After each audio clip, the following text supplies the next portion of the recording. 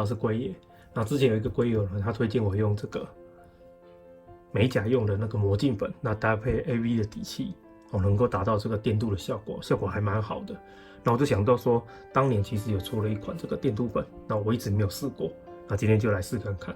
那秉持着实验的精神呢，今天想做一下差异的比较，也就是说我这边准备了这个小机器的黑色，还有 AVC 的黑色当底色，那喷上去之后呢，再涂上这个电镀粉，看哪一个效果是比较好的。那再来就是说，当年其实大家都知道说，这个电镀粉有一个很大的问题，就是说你用手去摸它是很容易掉的。所以呢，大家会尝试说要在上面去喷上亮光器。那这边呢，我就准备了这个 AV 的 RC 的亮光器，还有喷罐的亮光器，那还有上一周介绍的这个 Aqueous H 系列的亮光器，看喷上去看它效果是不是还存在。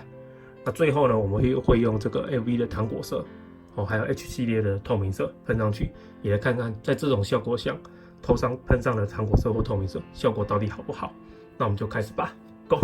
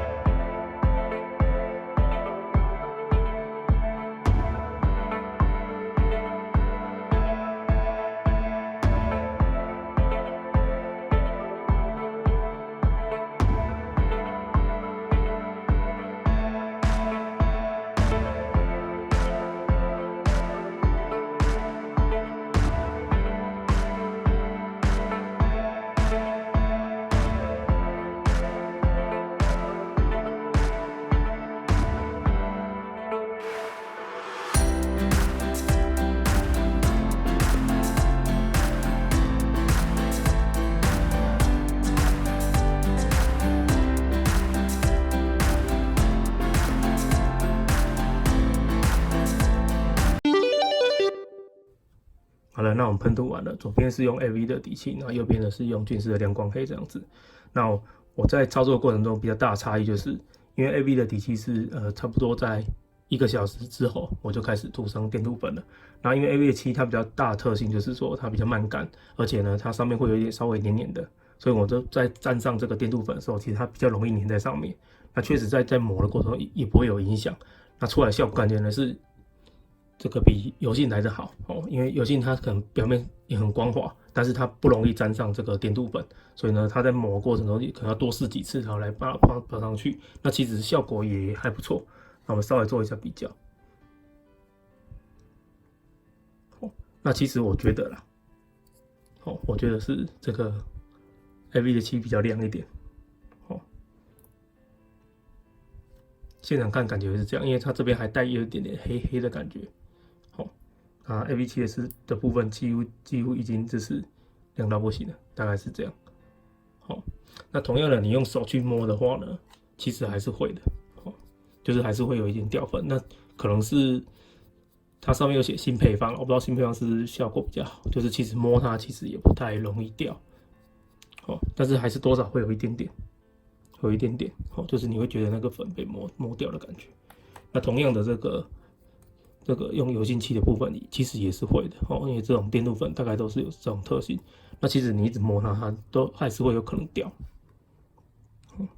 也都多少会有一点点这个漆会掉下来。那当然过程中你不可能让它一直维持这样，所以我们就要再测一下用亮光器会有什么差别。那我们就开始吧 ，Go。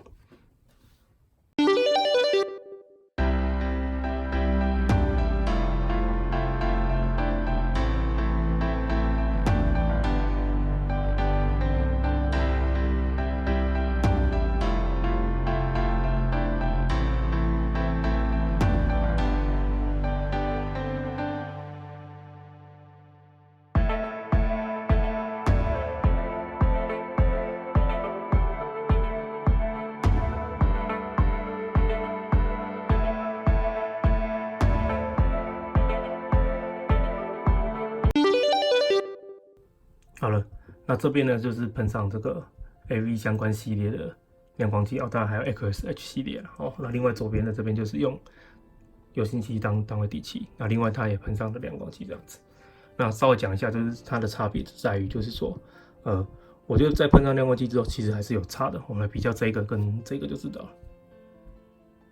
不知道这样看不看得出来？其实我个人觉得就是稍微这个已经稍微变暗了。它虽然说还保有这个它的亮光度，但是其实它真的有差。那这个是喷比较厚一点的，就会这样。不管你用哪一个系列了，不管你用这个 RC 喷管或者是 H 系列，那因为 H 系列这个我也喷透了，所以它的结果也是就变差了。应该蛮明显的。所以不在于就是你用了哪一个亮光器，用哪一种亮光器都一样。那如果你喷薄一点，也许就好一点，就是像这样。薄喷就还好，还维持着一点点它的亮光，当然跟原本的刚擦完之后的效果还是有多少有点落差了，还是有一点感觉都有点曝光了。这样子就是亮光器还是会对它有影响。那如果你想要保有它的亮度的话，又不想被摸的话，你只能薄喷，稍微薄喷一下。那同样在油性漆的部分也是一样，一开始它这样亮，那这边呢我就直接用薄喷，这里不小心因为在操作过程中掉到地上了，所以它就刮到漆了。那实际上呢，你还是得薄喷。当然它效果还是有差一点，它原始的还是比较好的，所以如果真的想要喷保护漆的话呢，那你就是薄喷，一定要薄喷。你喷太厚，就是效果就整个差掉了。像这个就我觉得已经非常不好了。你想要维持住的话，就是薄喷，这样效果就会还来得好一点，这样子，大概是这样。那我们就来看透明色的效果了，那我们就往下go。